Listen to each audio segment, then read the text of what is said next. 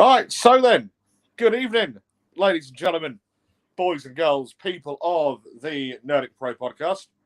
How are we this evening? Welcome back to YouTube after more than, I think the last podcast that took place here on YouTube was, I believe, September, October time in 2022. So yeah, more than a year ago.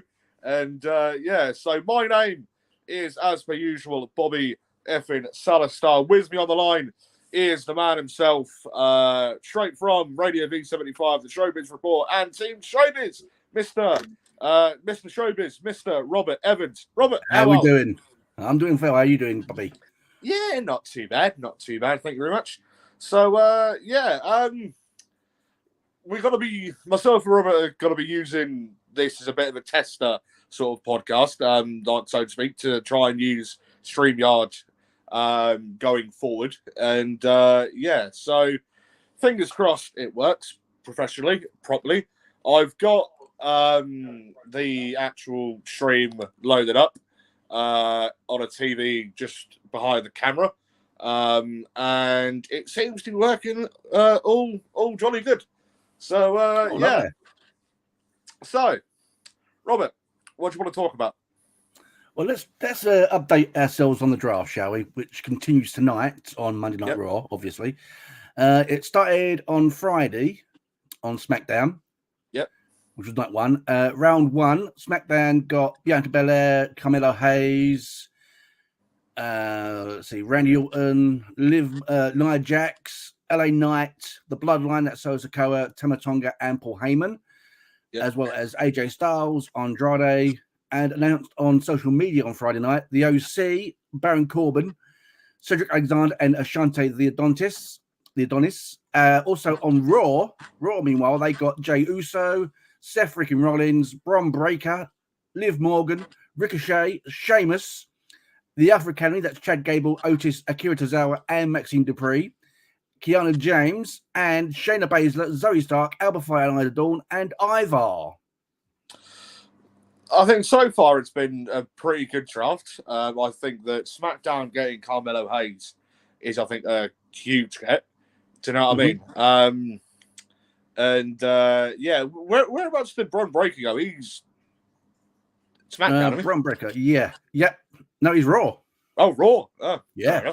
Yeah, and even then, two of NXT's, hottest stars over the past few years, I think that Carmelo Hayes being on SmackDown.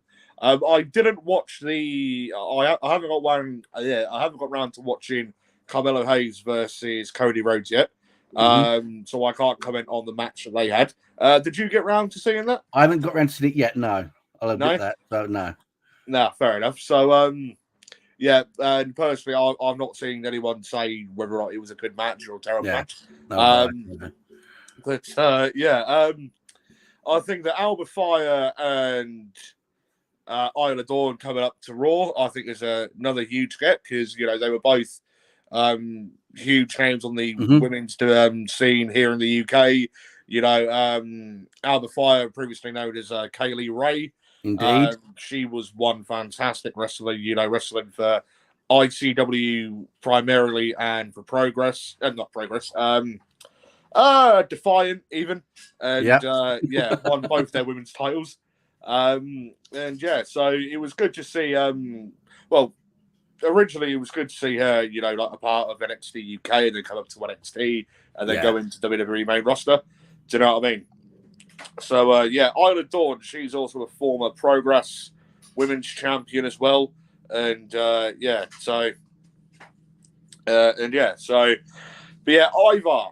on Raw. One of the Viking Raiders. Yeah. Personally, I loved pre-War Machine into WWE as him and I can never remember his tag team partner's name in WWE because they keep fucking changing like every 5 minutes. But so War Machine on the Indies and working for companies like New Japan and Ring of Honor. I don't know whether or not it's been a thing since you had FTR last year or the year before, didn't you? They were the first team to win the Ring of Honor and the IWGP Heavyweight Tag Team titles simultaneously, right? As well as held the WCPW Tag Team titles as well, whilst they were IWGP and Ring of Honor Tag Champs. I believe they even won the tag titles over in Pro Wrestling Guerrilla as well. And yeah, they were a dominant force outside of WWE. And again, in NXT, the match they had there, just fantastic. Do you know what I mean? Yeah, yeah. So yeah, I'm just a bit annoyed really because of how, yes, they're former Raw Tag Team champions, but they're not being utilized as the monsters as they were outside of WWE. Do you know what I mean? I can see what you mean. Yeah, yeah. But yeah, what are your thoughts on the draft so far? I think the biggest shockers have got to be the two going over from NXT. That being Carmelo Hayes and Keanu James. Yeah. If I'm being honest, that was a big shock. Yeah, I mean, Carmelo Hayes, up until recently, again, I think that he's one of the most fan-invested wrestlers that NXT's had, I think, since its inception in 2012. Do you know what I mean? Yeah. Yeah, with what's his face? Like the other NXT guy, Trick Williams. That's the one. Yeah, I don't really know too much about him because. I've said it a few times that since they rebranded NXT as like NXT 2.0, I've sort of lost track. I've started to vaguely get back into it recently, but not as much as what I was doing it. They did rebrand it as 2.0 for a while, but now it's gone back to just NXT. So it's, in my opinion, it's a lot better. It's not as colourful as it was, and I quite like it, really. Yeah. Yeah, like that's one of the things that annoyed me. Like, seemed a bit too colourful, like to how it was before, under like the black and gold era of NXT. Do you know what I mean? And yeah, so who do you think's going to move, like come up to the main roster, or move from one brand to the next? I have no idea, but I'll tell you what I can do. I've got the rules of the draft and also the available pool for tonight's draft as well. Yeah. So basically, the rules are: champions on each brand will be protected and are not eligible to be drafted. As a result, Damian Priest, Becky Lynch, Ultimate Truth, and Sami Zayn are to remain on Raw, while Cody Rhodes, Bayley, A-Town Down Under, and Logan Paul remain on SmackDown. Now, even though their status as champions allows them to go both brands, WWE Women's Tag Champions Asuka and Kairi Sane are eligible to be drafted. They'll be assigned to that brand if they lose the titles. Friday's SmackDown, of course, featured 4 rounds of the draft picks being announced. Each round will consist of the brands making 2 picks apiece for a total of 16 picks being announced, 8 for SmackDown, 8 for Raw. Tonight's Raw will feature 6 rounds of draft picks being announced. Each round will consist of the brands making 2 picks apiece for a total of 24 picks. That's 12 for Raw, 12 for SmackDown. SmackDown will have the first pick on Friday, and Raw will have the first pick on Monday. Rosters go into effect on Monday, May the 6th, 2 days after Backlash from France. So those rules. Yeah, nice.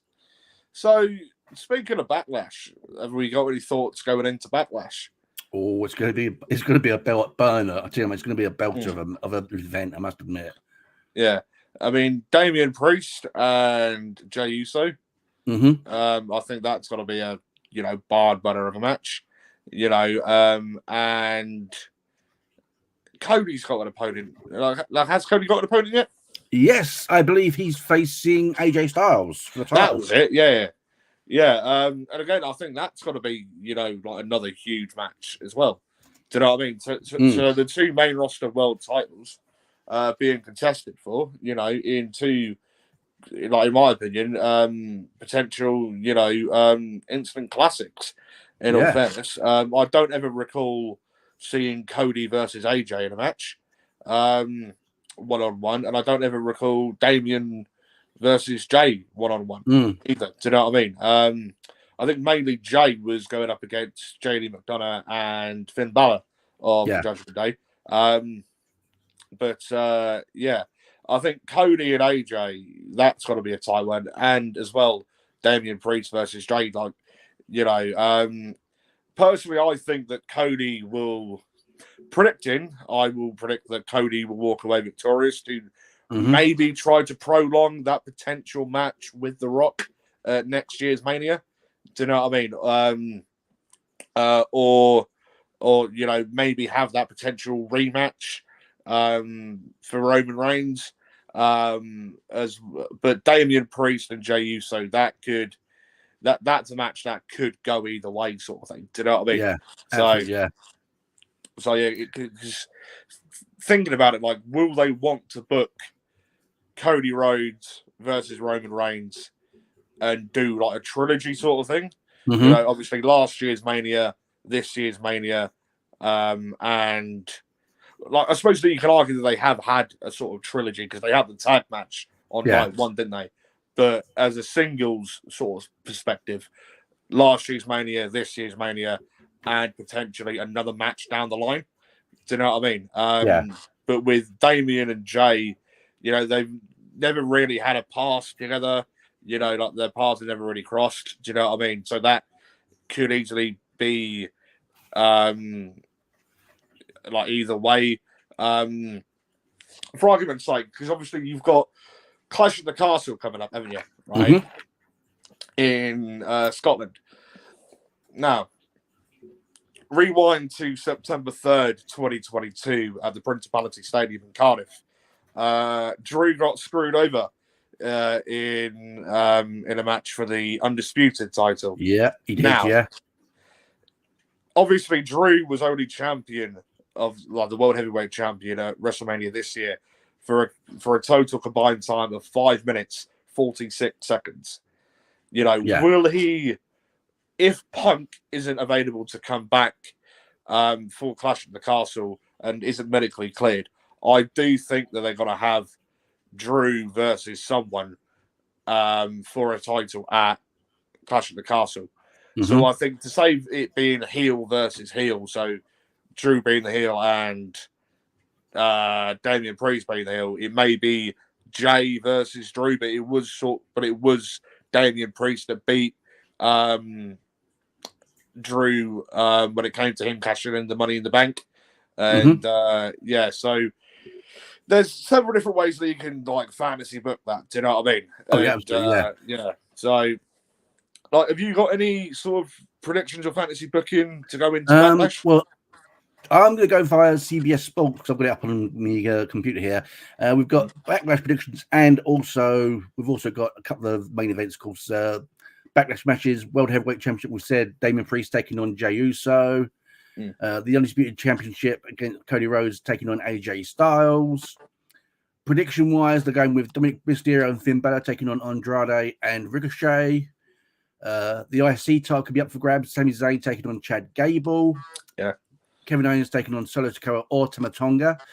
The Women's Tag Team Championships, Kabuki Warriors, Asuka and Kairi Sane taking on Bianca Belair and Jade Cargill. WWE Tag Team Championships, A10 and Down Under taking on Street Profits. That's Austin Theory and Grayson Waller and Andrew Dawkins and Montez Ford, respectively. The World Tag Titles could be up for grabs. Awesome Truth, The Miz and R-Truth taking on DIY, Johnny Gargano and Tommaso Ciampa. Well, with that World Tag Team title match, could we potentially see the demise of DIY again? Because you had the tag match last week? Where it's possible the match could take place either on Upcoming Raw or at Backlash. It's no possibility because at the moment the two matches that are locked in and confirmed are the World Heavyweight Championship, Damian Priest taking on Jey Uso and Cody Rhodes taking on AJ Styles for the Undisputed title as well. Yeah, so I mean, let's say if we were to see Awesome Truth, so the Miz and R-Truth versus Johnny Gargano and Tommaso Ciampa for the World Tag Team titles. If DIY don't win, then I do believe that we can see another round of Johnny Gargano versus Tommaso Ciampa. As to be perfectly honest with you, I think that DIY first time round, up until when they lost the NXT Tag Team titles to Aiken and Razor of the Authors of Pain, I think were an incredible tag team. You obviously had Tommaso Ciampa turn his back on Johnny Gargano, go into that iconic feud, and having, like, in my opinion, some of the best matches in NXT history. Do you know what I mean? I believe I've rated one of their matches 5.5 stars. I can't remember off the top of my head which one it was, but yeah, I want to go look that up in the archives of the Salah Star ratings. Yeah, like, if anybody wants to refer me to Uncle Dave, then I'm nothing like Uncle Dave Meltzer from the Wrestling Observer. Nothing like him. And yeah.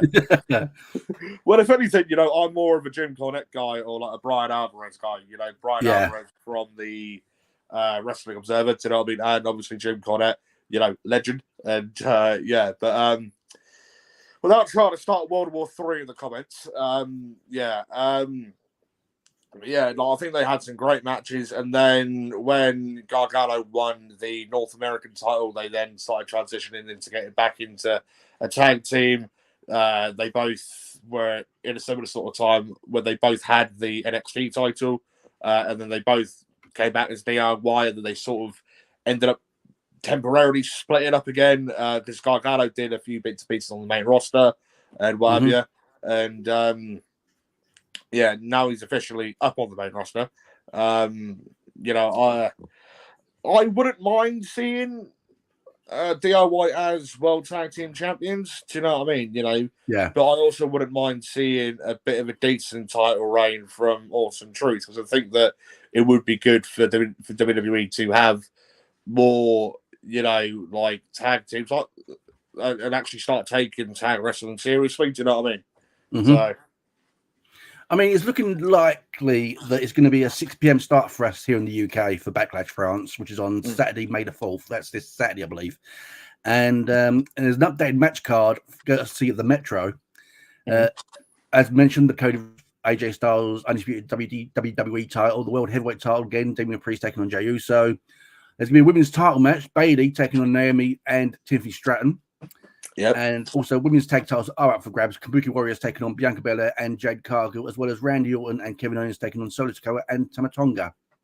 I mean, touching a bit on Tiffany Stratton, you know, I do think that Tiffany Stratton can have a future in WWE. Do you know what I mean? I ain't saying that like about her looks, but you know, like, I think that she can have a decent run on, like, in WWE. Do you know what I mean? Like, I didn't really, up until she came onto the main roster, I didn't really know who she was, because again, I'm not really followed it at NXT like as of late. But yeah, and going on to Jade Cargill, you know, I'm quite happy the fact that how she jumped straight onto main roster when she first signed with WWE after coming away from AEW. Yeah, do you know what I mean? As you look at the people that are on the main roster, the matches that she can have, Jade Cargill, facing herself, who's just gone off injured, had to vacate the title, Rhea Ripley, yeah, Rhea Ripley, Bianca Belair, Charlotte, if and when she comes back. Do you know what I mean? You know, Becky Lynch, you know, and yeah, you know, Bayley, I think, would even be a decent opponent for her. Do you know what I mean? You know, and yeah, like, the matches that she can have, like, on the main roster will, you know, be, again, quality matches.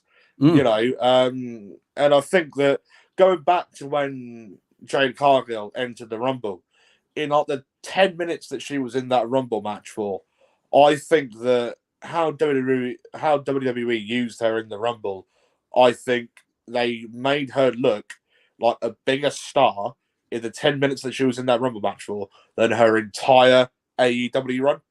Do you know what I mean? Yeah. You know, because she'd had like a couple of backstage segments as well. She had one with Charlotte a few months ago.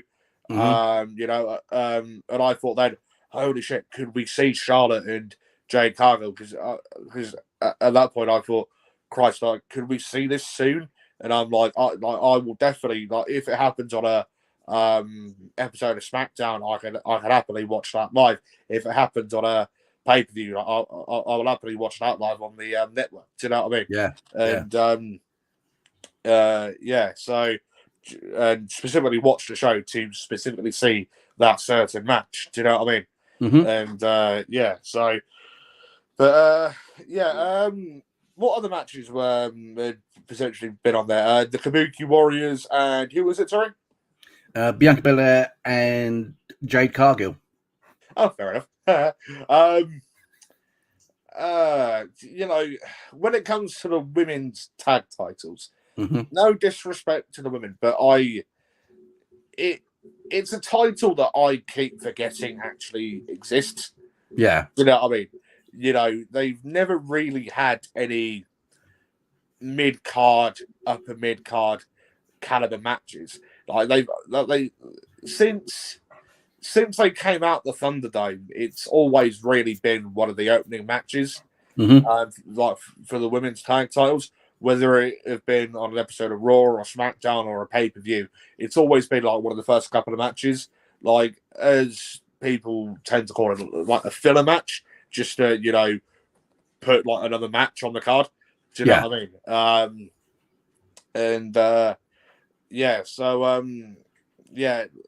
But pre-COVID, you had the Iconics. Why they were let go in the first place, I don't know. Who knows? Who knows? Yeah, because they went on to Impact not long after they got released and won the Impact Knockouts tag team titles. And I think that they had a fantastic reign then. Do you know what I mean?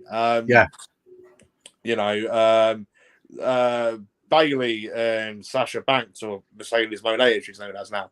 I think as the Hug and Boss and Sock connection, or whatever they were called. I think that they were fantastic tag team. Do you know what I mean? I don't see why this isn't where they tried to bring people like the Bellas back in. Yeah, I see what you're saying there. Yeah, because obviously Nikki and Brie, Bella, because they were a quote unquote tag team, and they didn't have anything to sort of play for, sort of thing. Because they didn't have a tag team title that they can go for. Like, they only had the Divas title as it was at the time. Do you know what I mean? And you also had Layla and Michelle McCool, I believe, is Laycool. About 12 years. My English muffin. What's that, sorry? My English muffin. That's what I remember. Like, yeah, that'll do me. Thank you very much. I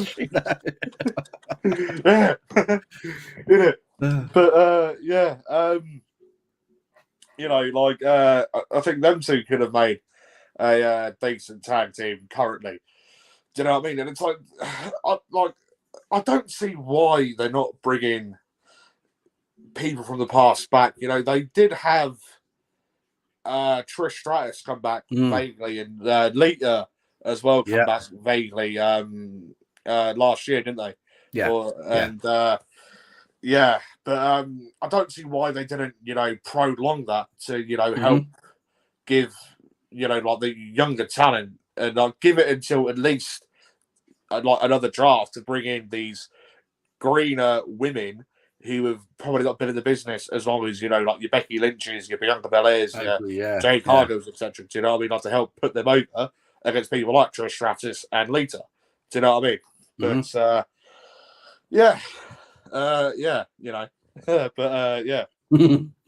But what other matches could we expect to see? Chad Gable, Sami Zayn. I think that'll be a meh sort of. Part of me says that'll be a meh sort of match. Like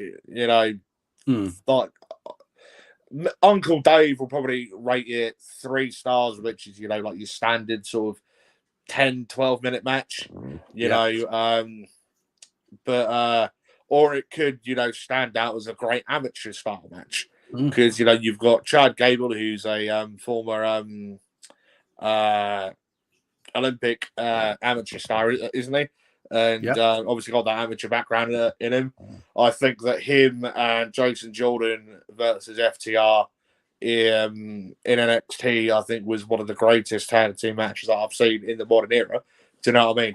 You know, but like, where do you think that they can take the Sami Zayn Chad Gable feud?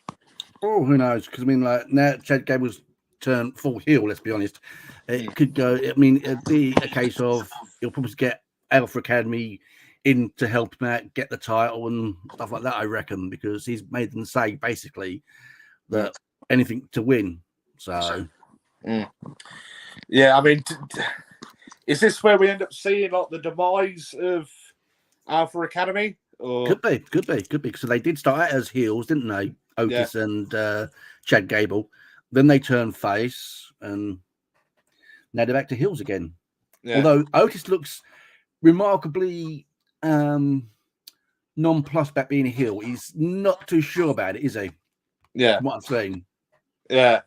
But where do you also throw Akira Tozawa and what's her face? Because Maxine Dupree. Yeah, Maxine Dupree. You know, where do you throw them into the mix? Because you had Chad Gable last Monday coming to the ring, and then start talking crap about Maxine Dupree, Otis, and Akira Tozawa. Do you know what I mean? So could this potentially be where Akira Tozawa and Otis and Maxine Dupree lash out against Chad Gable to be like, look, stop treating us like crap, right? We're human beings as well. Like we've trained our asses off these past few months, like since we've been together and whatever. Do you know what I mean? And so, and then could it maybe be that it be a sort of Judgment Day sort of type of thing, like when they threw Edge out of Judgment Day? Yeah, I mean, I could possibly see Otis turn against the Alpha Academy, possibly, but whether or not Maxine Dupree and Akira Tozawa do, that's in the air. If anything, I think that Akira Tozawa and Maxine Dupree will sort of float away and start doing like their own thing. Do you know what I mean? Because Akira Tozawa's been on WWE main roster for years now. Do you know what I mean? And he was obviously a part of Titus Worldwide with Titus O'Neil. And do you remember that? And, Titus World Slide. Yeah. Oh, that's still a tag. That's still a thing that like whenever I say to someone and bring it up with someone, they're like, "Oh my god, I completely forgot that actually happened."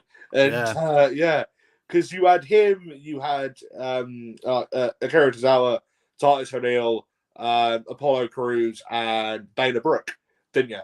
In it, and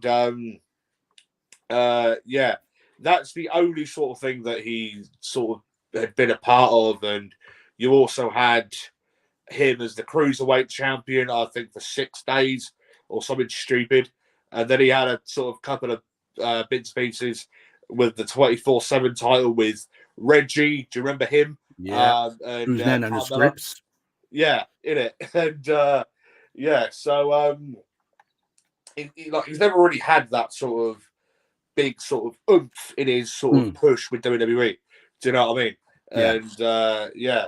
And but this could be where they sort of start toying with him and maybe getting, if Chad beats Sammy, they're probably going to play it off being like, oh yes, Sammy got injured during the match, but have it as like a storyline injury, and then have either Otis or Akira Tozawa go in for Chad Gable in the Intercontinental title, and then maybe have one of them two knock him off to then become the next IC champion. Do you know what I mean? And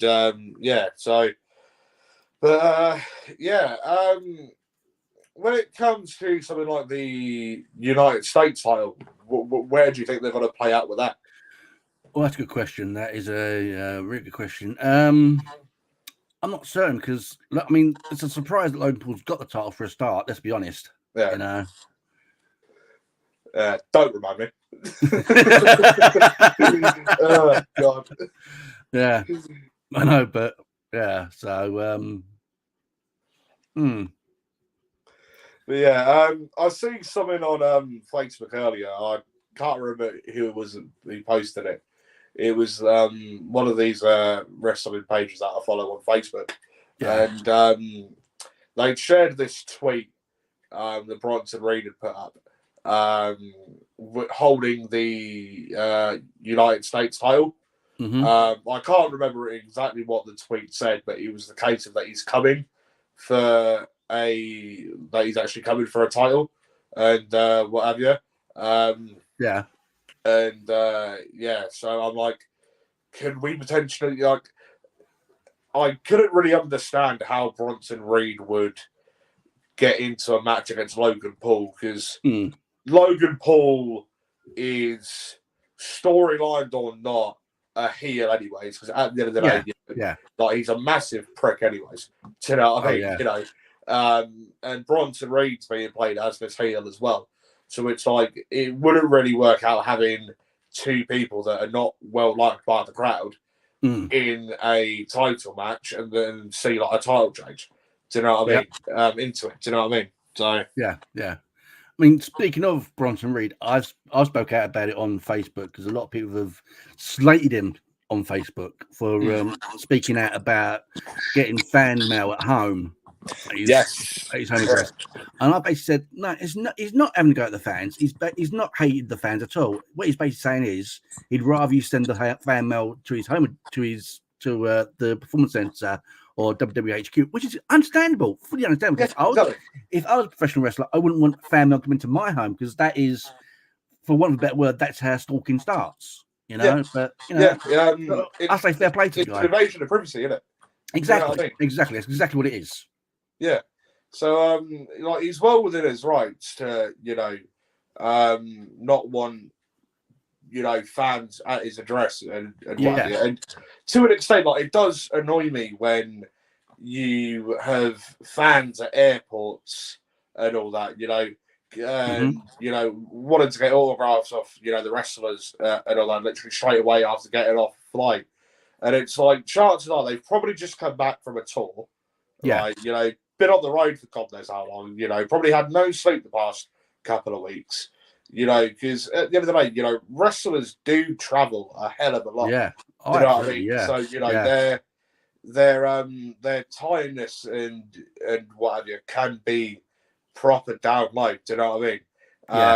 And what have you, you know, I've been on the road myself no end of times when it comes to wrestling. Because for anyone that don't know, I do referee wrestling. I also MC wrestling as well here in the UK and what have you, you know. And I have spent 3-4 days away from home, you know, traveling to shows and all that. And, you know, like it does get to you. Do you know what I mean? You know, like the stress and the tiredness, and to have people at the airport, you know, wanting autographs and pictures, and you know, wanting you to sign stuff. You know, it's like that's the last thing you want. Yes, all right. Wrestlers do it to want to make the crowd happy, but there's a time and a place for it. Yeah, you know what I mean? You know, I mean, if I'm a wrestler and someone accosts me at the airport, that's not a problem. I've not got a problem with that. Yeah, but exactly. I'm more of a problem of like sending stuff to their home address, their private address. You know?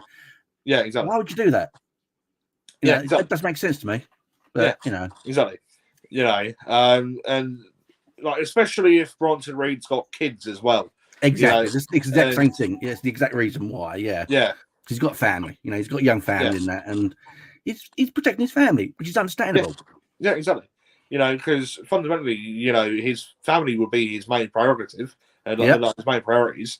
You know, and if people who know him through his work, because at the end of the day, wrestling is his career and like his main source of income, I assume, for Bronson Reed.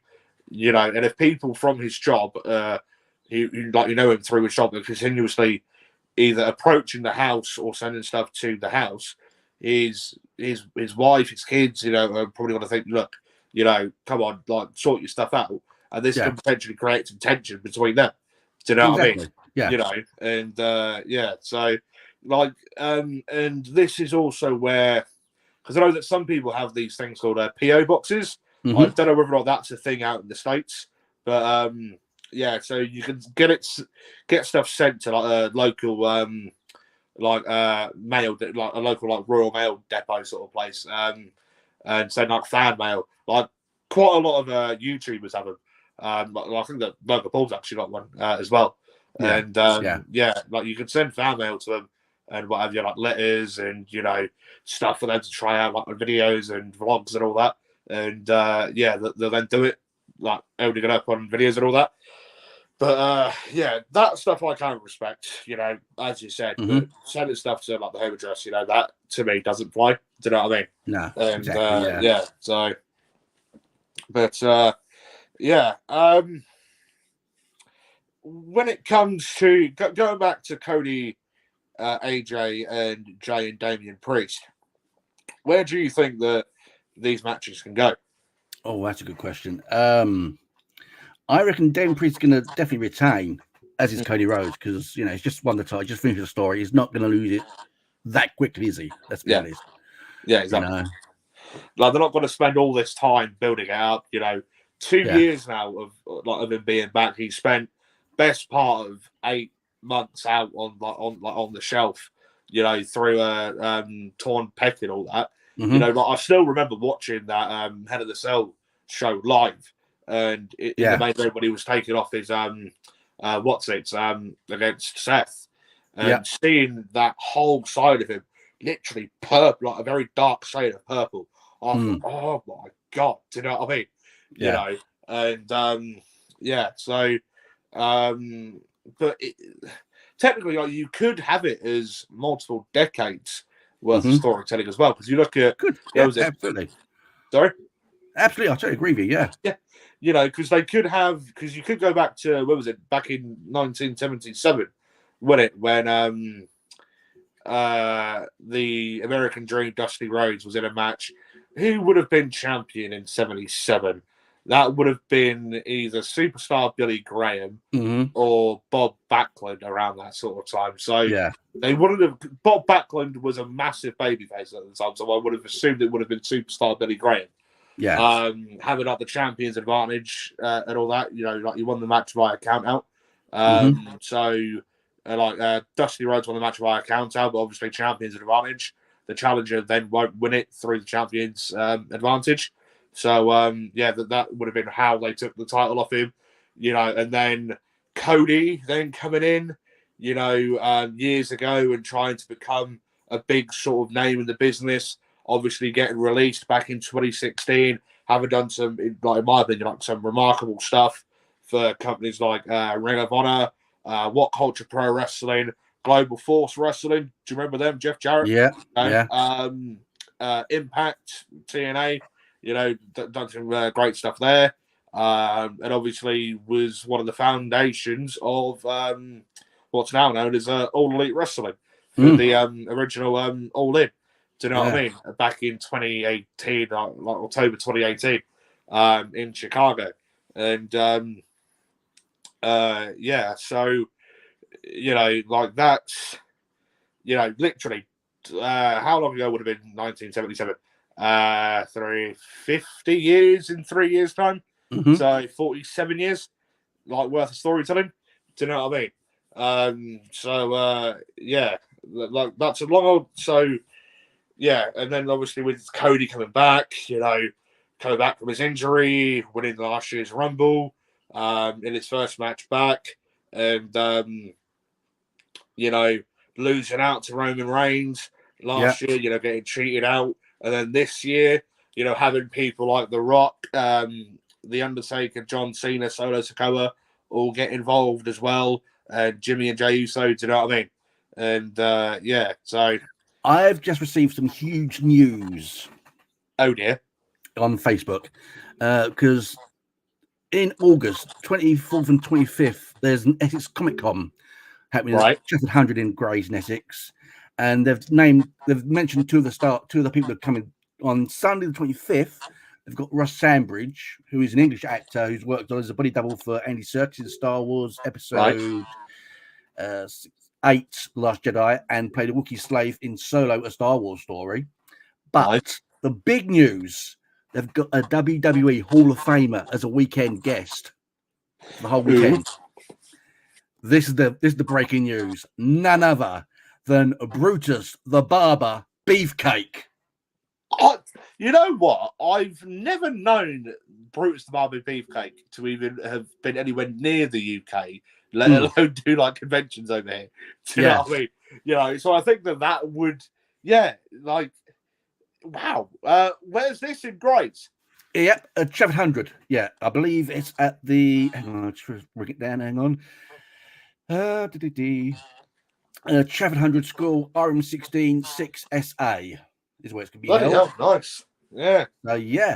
Yeah. That'll be big, definitely. Yeah. I mean, they've been teasing it all night, saying tonight at 9:30, announcement coming, Essex Comic Con, August 24th, 25th, and the picture of the Hall of Fame logo, the WWE Hall of Fame logo. And I'm thinking, what's it going to be? What's it going to be? And they've mentioned it 7:30 tonight. It is a Brutus Beefcake. Nice. Wow. Yeah. Nice. Yep. Yeah. So like a huge star for like the 70s and 80s and going into the 90s as well. Yep. Yeah. Started his career in the late 1970s under various identities such as Dizzy Ed Boulder, most time playing his brother of Terry Bollea, now known as Hollywood or Hulk Hogan. His most famous persona is Brutus Barber Beefcake, let's be honest, in WWF as it was from 84 to 93. He co-held the WWF as was tag team titles with Greg Ham Valentine in 1986. He appeared in 7 WrestleMania matches, tagged alongside Hulk Hogan in the main event match in SummerSlam. After a boating accident, we'll remember that really. Let's be honest, he stayed out of the ring for over 2.5 years because he had messed up his face, didn't it? Yeah. He returned to action with 2 matches, one of which was with Hulk Hogan as they took on the WWF Tag Team Title Champions holders Money Inc. of Ted DiBiase and Mike IRS Rotunda. He wasn't the same. He left the WWF and followed Hogan to WCW as part of the NWO in 1994 under various guises such as the Butcher, Zodiac, which his face was painted, the Booty Man, and sporting a beard and a more toned physique as the Disciple. None of these gimmicks will ever reach the height, though, that Brutus the Barber Beefcake reached. He joined the Ultimate Warriors OWN in the late 1998. Movies Brutus starred in were Mr. Nanny, Suburban Commando, The Ultimate Weapon, and a number of episodes of Thunder in Paradise as well. Nice. Bit of a scroll of knowledge there. So, what I really liked about Brutus the Barber Beefcake is, when he covered it with like that really big pair of scissors. And all that, they were garden shears. Let's be honest, they were garden shears. like garden shears, but like that really caught my attention with him, because pretty much up until when he got inducted into the Hall of Fame a few years ago, I didn't really know much about like the Hulkamania era of WWE. It wasn't really until 2017, 2018 when I actually started getting into all that.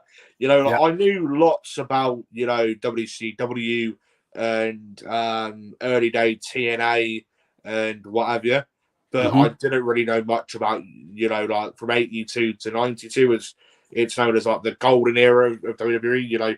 The days of like Hulk Hogan, Brutus the Barber Beefcake, Greg the Hammer Valentine, Tito Santana, Randy Savage, Ultimate Warrior, Sergeant Slaughter, etc. Do you know what I mean? And so it was sort of about 2017, 2018 when I actually started getting into like the olden day sort of stuff. And I'm recently getting into there's this YouTube channel called Original Wrestling Documentaries that do like a off-brand version of a Tale from the Territories and all that, and like again, like a sort of like a knockoff version of Dark Side of the Ring. They call it the darker side of the ring, like about various people. Apart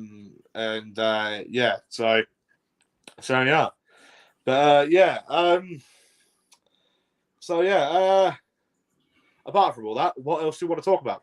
Well, let's go back to the draft, shall we? Because I've got the whole list of superstars that are available to be drafted, basically.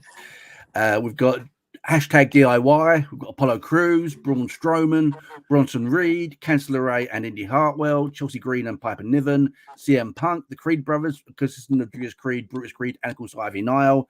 Damage Control, consisting of Io Sky, Dakota Kai, and the Kabuki Warriors, Drew McIntyre.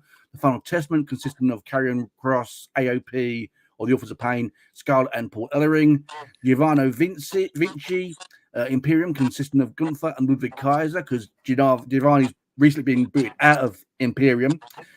Jade Cargill, Judgment Day, Finn Balor, Dominic Mysterio, and JD McDonough. Kaden Carter and Katana Chance, Kevin Owens, Legado del Fantasma, which is Santos Escobar, Angel, Berto, and Electro Lopez. The LWO, of course, consisting of Rey Mysterio, Carlito, Dragon Lee, Cruz del Toro, Joaquin Wild, and Selena Vega. Of course, Carlito, I don't think he's going to be part of the LWO anymore, as he recently attacked the LWO. So yeah, it was revealed Dragon that he Lee was specifically, wouldn't it? Yeah, it was revealed that he was behind the ambush of Dragon Lee. So yeah, we've got Naomi, Natalia, New Catch Republic of Pete Dunne and Tyler Bate, New Day consisting of Kofi Kingston and Xavier Woods, Odyssey Jones, Pretty Deadly, of course, Elton Prince and Kit Wilson. Yes, boys. Shinsuke Nakamura, Tegan Knox, The Pride, Bobby Lashley, Street Profits and B-Fab, and Tiffany Stratton. Of course, NXT superstars will be eligible to be drafted. So there you go. Yeah. I've going on to Kit Wilson and his tag partner. Elton Prince, yeah. Elton Prince, that's the one. I've had the privilege of actually meeting Kit Wilson before. Mm-hmm. There's a picture on Facebook somewhere of Alexa, shut up. Sorry. There's a picture of Alexa somewhere, apparently. And so, but what was I saying? Yeah, there's a picture of me and Kit Wilson. This was when he was because he not long first started wrestling for NXT UK. So he was originally known as Smooth Sammy Smooth, and then he started becoming known as Sam Stoker, and then became known, obviously, more recently as Kit Wilson. And I think that show he was wrestling Jack Landers, who I believe was only 15 at the time. Wow. And I even remember chatting to Danny Duggan and Kit Wilson, and they were both saying that Jack at the time was only 15, and yet in 5 years' time he's only going to be 20, and he's gonna go far. Do you know what I mean? And this is Kit Wilson saying that, and what have you. I don't know whether or not Danny Duggan's still on the scene somewhere. He probably is, but obviously Jack Landers, was it yesterday or the day before, won the WrestleForce Undisputed title.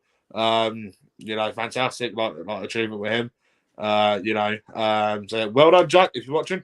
And obviously a phenomenal worker. You can tell that he's going to be something big. Do you know what I mean? That's now 3 world titles. Holds the Falling Star heavyweight, the Big Top Wrestling heavyweight, and the Falling Star, the Big Top, and the WrestleForce heavyweights as well. And I got to see Kit Wilson wrestle 5 or 6 times with Falling Star before. In towns like Swanton Morley and Heacham, which is just up the road from where I live in Hunstanton, and Holt as well. Again, another fantastic wrestler. You're able to tell that he was going to be something big. Do you know what I mean?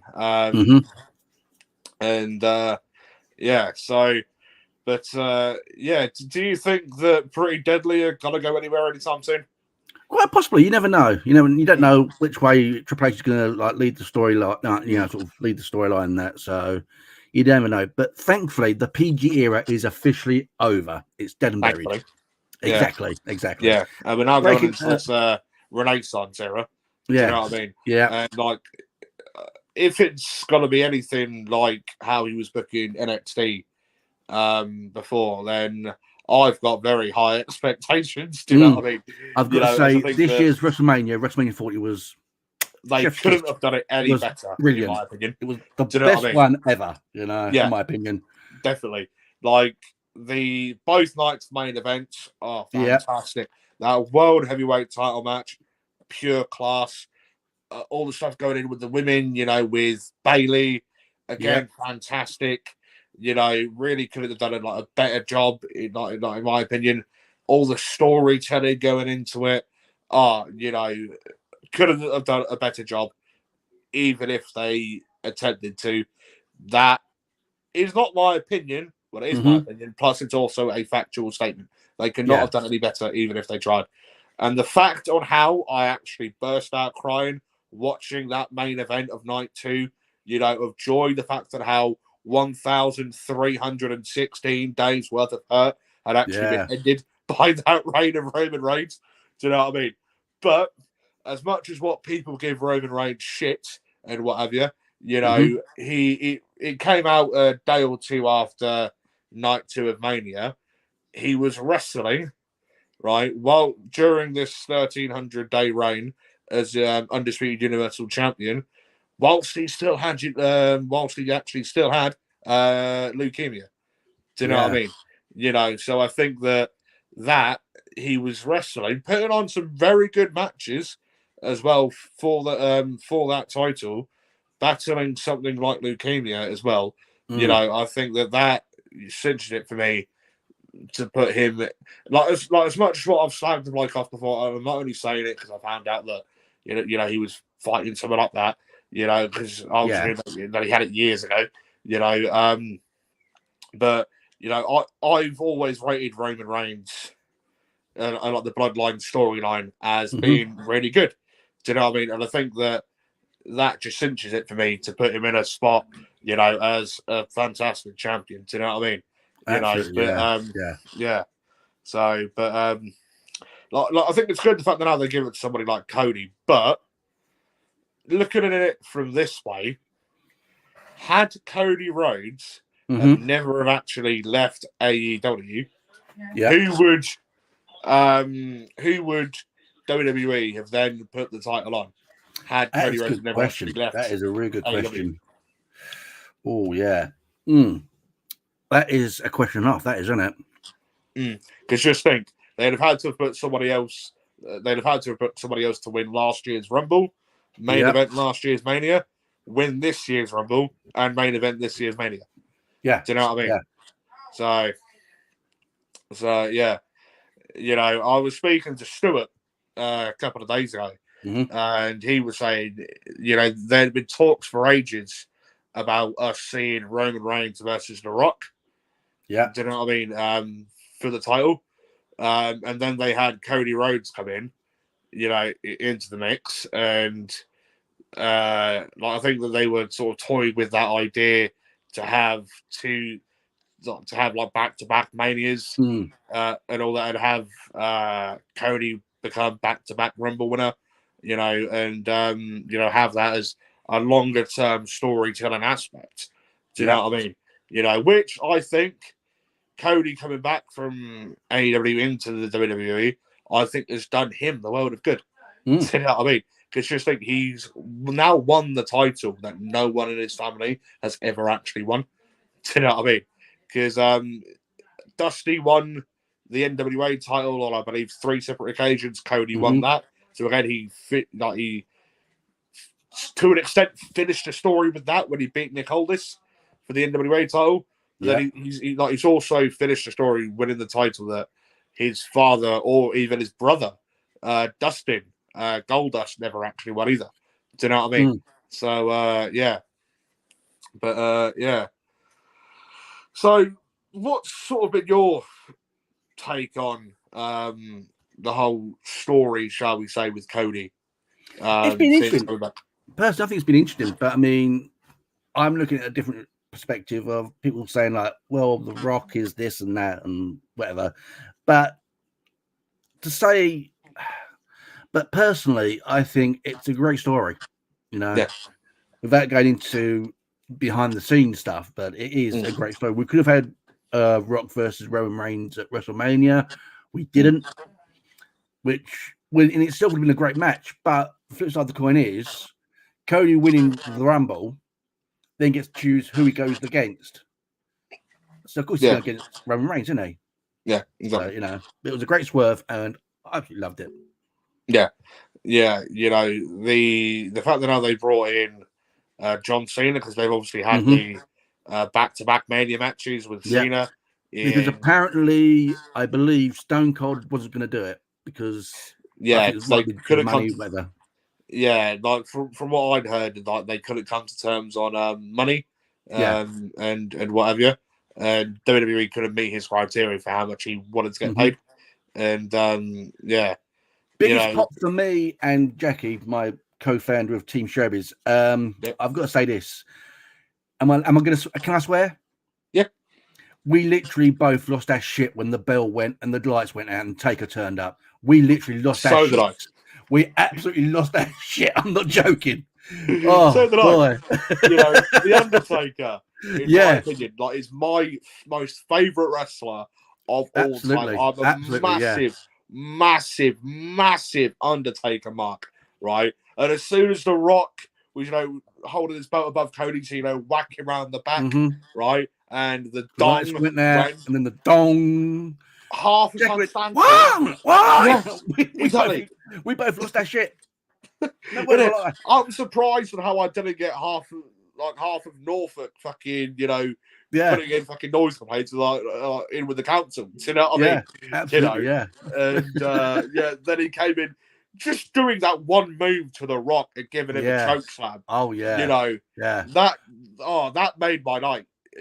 Seeing Cody then go in for the trifecta and actually get in the pin.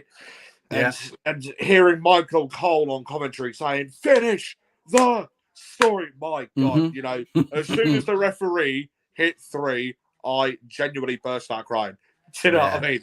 And I even remember Stuart ringing me the day afterwards, so the Monday afternoon, because he wasn't able to watch it live because he had to get up for work that morning. So in and around the same sort of time the WrestleMania finished over here would have had to have been the same sort of time that Stuart would have had to have woken up to have then gone to work. Yada. So he then watched it when he got home from work that afternoon, and he then rang me as they were doing the entrances, because you know what a fucking Roman Reigns entrance is like. Do you know what I mean? Taking forever. And then he rang me afterwards, and he was like, first words were, to me, I'm actually feeling quite emotional now. Do you know what I mean? And I'm like, mate, so am I. Do you know what I mean?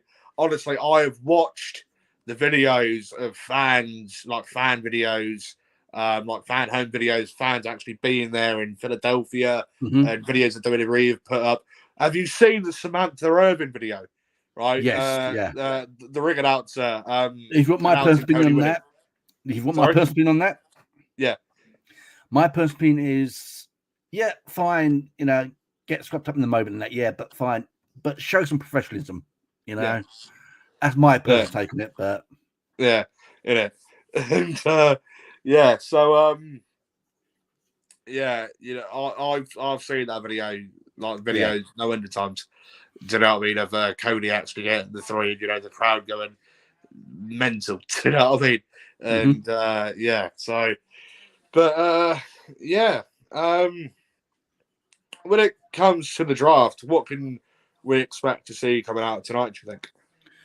Oh, a lot of good surprises, I reckon. A lot of huge good surprises, I reckon. I think, Yeah, I mean, it's probably not... When it comes to my opinion on people coming up from NXT, again, I don't know much about the current NXT product. I don't really know many people in NXT, what they've done recently, and what have you. So I can't really say who's potentially going to come up, because I don't really know them.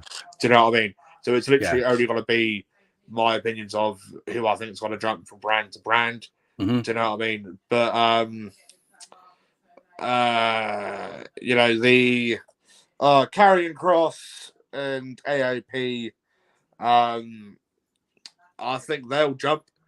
I think they'll jump ship. I personally don't think they will, because I think they've got a huge storyline at the moment in NXT. So that's my opinion. My personal take on it, I reckon it's going to be from NXT. I reckon it'll be Tiffany Stratton and Ilya Dragunov. Ilya Dragunov wouldn't be a bad shout either. because he's recently obviously lost the NXT title to Trick Williams. Yeah, Trick Williams, was it? Yep. Yeah. Last week's spring breaking. Yeah. Yeah. And he had a match against, was it Shinsuke Nakamura on Raw a few weeks back? Like it was the night after Mania, wasn't it? Yeah. Yeah, I knew of Ilya Dragunov a few years ago when he had come into Progress. I believe it was a match that he'd been announced for against Pete Dunne. Yep. This was, I want to say 2017, 2018, so about 6-7 years ago. And that's when I first heard of Ilya Dragunov. And then seeing him in NXT putting on the absolute barn better match against Volta for the NXT UK title. 5 stars all the way. Do you know what I mean? You know, and from what I've heard, he's had a very good run with the NXT title as well. Do you know what I mean? But have you got any more predictions for tonight then? No, but I do know that Logan Paul's due to make an appearance on Raw tonight, unfortunately, but there you go. But that's about all I can think of to talk about, really. Apart from obviously, a couple of weeks' time, we've got brand new Doctor Who with Sri Gatwa. I'm looking forward to that. Yeah. I've not really watched Doctor Who in I couldn't even tell you how long. But you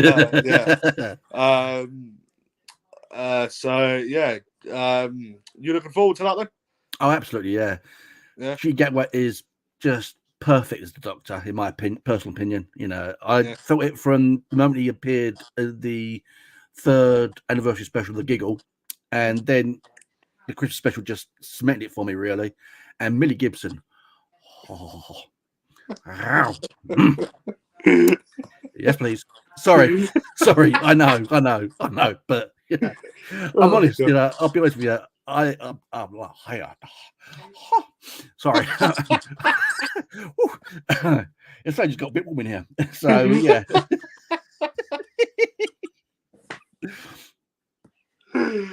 Never a dull moment on this podcast, Mr. Oh God. We've also started watching the miniseries Knuckles as well, by the way. Knuckles? Can't say I've ever heard of that. It's a spin-off of the Sonic the Hedgehog movies. So, what? Like yes, yeah, I've heard of Knuckles. Yeah. I didn't realise that they made a spin-off from that though. Yeah, it's a 6-episode miniseries which is on Paramount Plus. Right, fair enough. Yeah, fair enough. Yeah. And then you learn to manure every day, don't you? Do you know what I mean? Yeah. So But where are you next when it comes to wrestling then? Next one for us, as far as I'm aware, will be next month, 25th of May, at World War Wrestling's Mayhem at Leiden Market Community Centre. Nice one.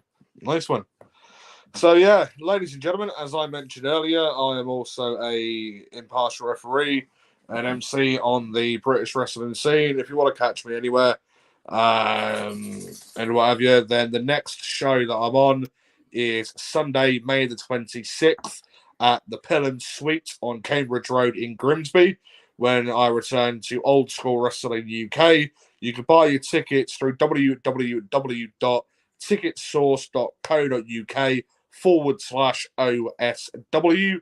Tickets can only be purchased prior to the event using that link. For Ticket Source, there will be a post put out the day before when tickets come off sale to say how many are left if it's not already a sellout. As the last show sold out more than a week before. More than 120 people were packed out into the Pelham Suite in Grimsby for the last show of OSW.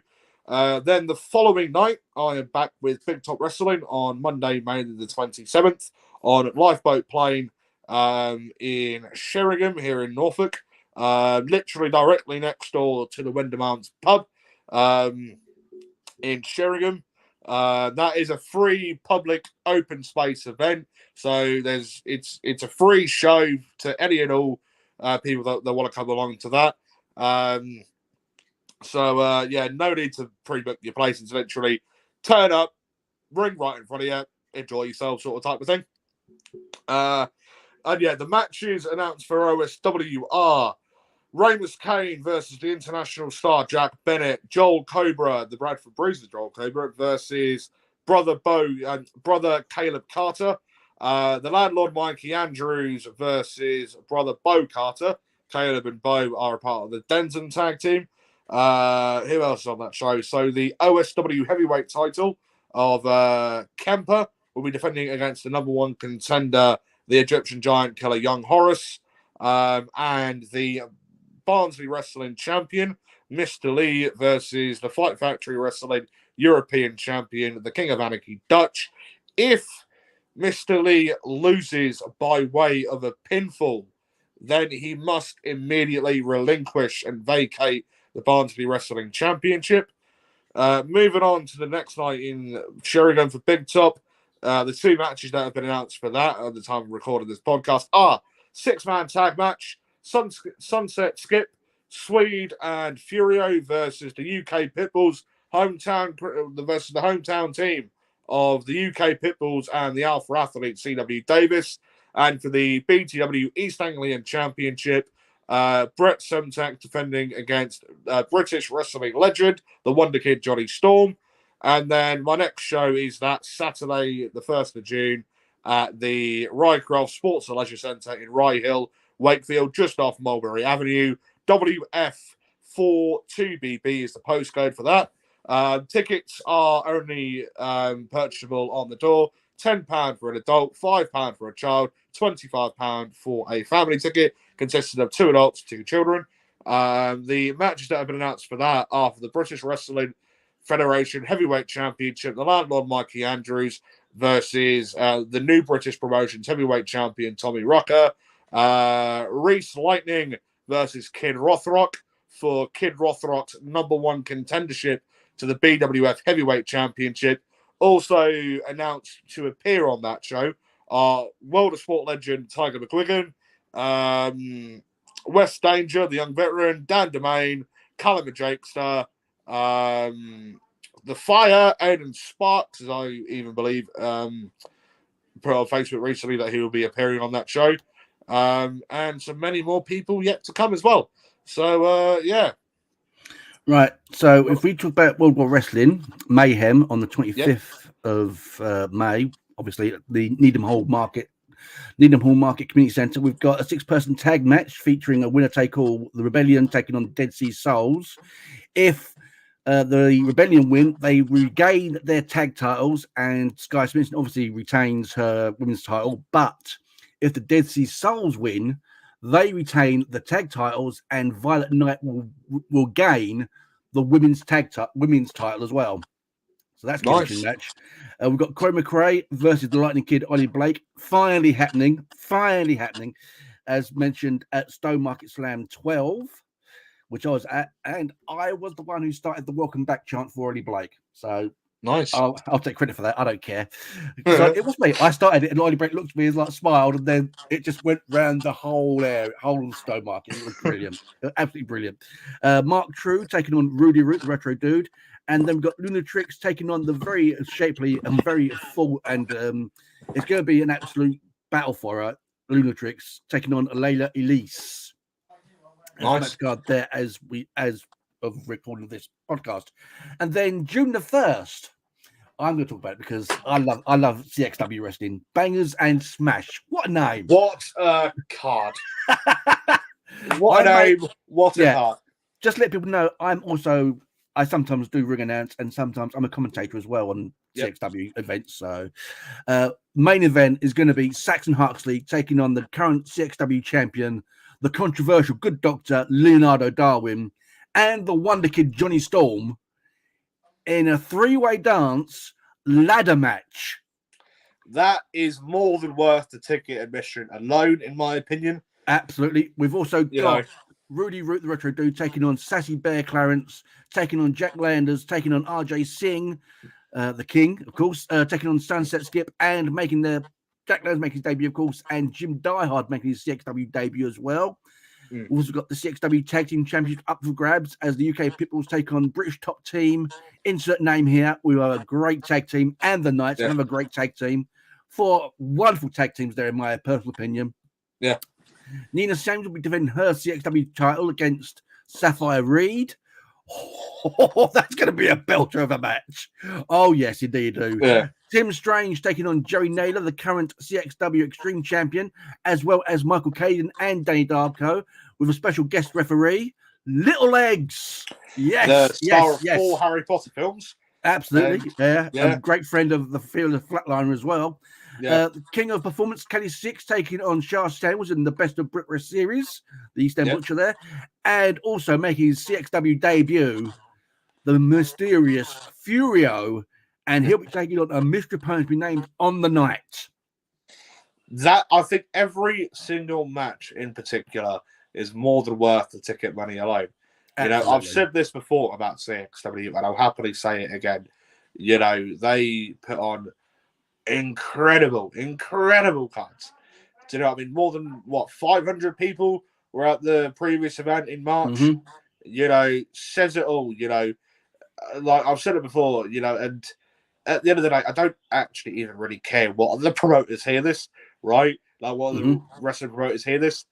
Adam Paris is literally my favorite promoter at the moment, right? Absolutely. You know, the fact on how he goes around door to door, canvassing, selling his shows, and actually fucking sells his shows as well. Dressed as the Macho Man Randy Savage, and actually plays the gimmick as well, does the voice and all that. You know, and actually sells his show to hundreds upon hundreds of people at a time. I think does his job. Do you know what I mean? You know, a lot of promoters don't start promoting until the week of, right? Paris does it like the second one show finishes, he's straight to promoting the next one. Do you know what I mean? Is, yeah. You know, and he's already booking matches, and yet the show's not for another bloody month and a bit yet. Do you know what I mean? And like the entire card's been announced. Do you know what I mean? I know. And a great one as well. You know, as I've said, I don't actually care what other promoters hear this. You know, Adam Paris is literally my favourite promoter at the moment in British wrestling. Do you know what I mean? He is somebody who listens to the fans. He cares about the fans. He just wants everyone to have a good time, basically. Yeah. Yeah, exactly. And as Adam Paris always says, right, CXW shows will be the best night of your lives. Absolutely. Accent. I can't do an Essex accent, but you know, I'm sure that everyone can figure out like in the red. Do you know what I mean?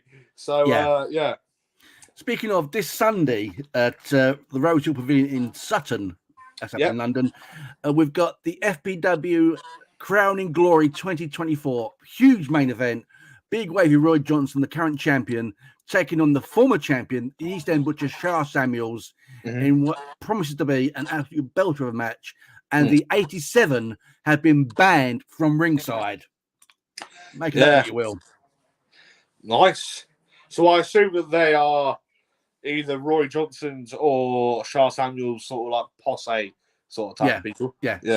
Roy, the 87 are part of Roy Johnson's posse. Yeah, the whole faction. Yeah, fair enough. So yeah, Robert, have you got anything else to add on to this podcast this evening? Not I can think of at the moment. No, but another promotion I will mention though. Also RCWA in Essex, based in Essex, and doing the rounds. Rumble Wrestling, they're another great promotion as well. If you get a chance to go see them, But as always, I say, you know, because someone put it on Facebook about the ticket prices for WWE Clash of the Castle versus AEW All In at London are astronomical, basically. For good seats and that. But I've not seen them yet. Well, apparently, WWE are 12.5% more expensive than AEW. Oh, really? Yeah. Blooming hell. Yeah. So there you go. Yeah. But as I was going to say, I said on Facebook, and I'll say it to Blue in the face. I'd much rather spend, say, 50 quid for WAW Fightmare, get a ringside seat, get VIP bar area, and access to the meet and greet the night, like sort of the afternoon before, you know, for 50 quid. Yeah, exactly. And spend out God knows how much when you're sitting up in the gods and you'd be watching the screen all night. Yeah, innit? You know, I know I'd much rather spend it on an independent British wrestling event promotion. Personally, over here in the UK, there's wrestling all over the place. Do you know what I mean? And all that. Like, all you need to do is like look up whatever county you're in. Yeah. Here in the UK, you just or like whatever region, like the Midlands, East Anglia, or whatever, or Cornwall, like down that way. You just need to look up East Anglia. Like, there's quite a few pages. There's one base for East Anglian promotions. Like I'm sure there's loads for Essex. There's a few here in Norfolk as well. And like that, I'm in a few that take place like up in like the northwest. Like Yorkshire, Lancashire sort of area. Yeah. For shows to take place like up that way. So you can. So there are Facebook groups dedicated to certain regions and certain counties. Up and down the country.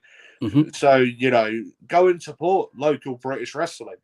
Because it's you've got fans that these people rely on. Do you know what I mean? Exactly. Yeah, you've got Bolton Town Wrestling as well, run by Matt Fowle.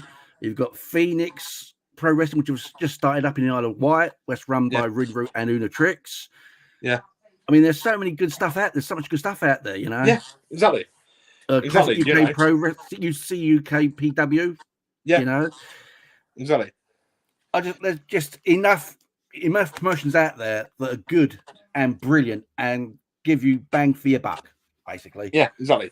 Round up where I'm from, you got Big Top Wrestling that continuously put on very good products. You've got Falling Star Wrestling that put on a good product. You've got WAW, which put on very good products. Absolutely. I've been to two of their Fight Me events back to back, and we just want to go back again and again and again. Alexa, shush. Alexa, shut the fuck up. Just shut it off, But all right, fair enough. We spend that for a hotel for the night, but it's Alexa, great. We spend the whole weekend. Spend the whole weekend up there, and we love it. Speaking of CXW, though, they have got a thing now. They've now got their own ring, right? And they're asking people to sponsor their ring canvas. A lot of blood, sweat, and money put in their ring before it's ready for shows. Never asked sponsorship before, but it'd be a unique opportunity with your logo spread across the 16-foot ring. Market and promote with passion, positivity, and presence. We can help you if you can help us. The highest bidder wins. Now we can raise your company name across our hometown and beyond. Please either DM or email adam@cxwrestling.com. Exciting plans for coming, and you get free sausage for life. So there you go.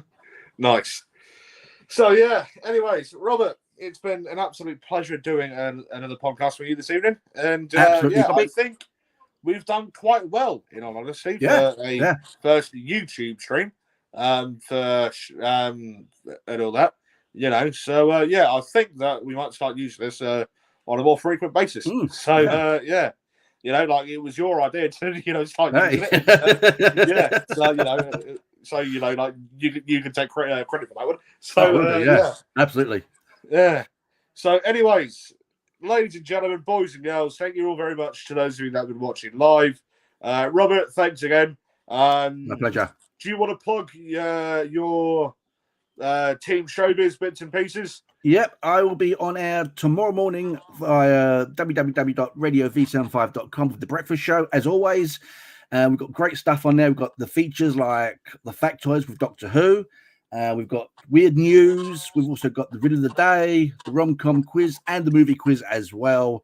And the last half hour of the show from 9:30 till 10 o'clock. So there you go, 7 till 10. RadioV75.com. Also catch us on Get Me Radio and via your smart speaker.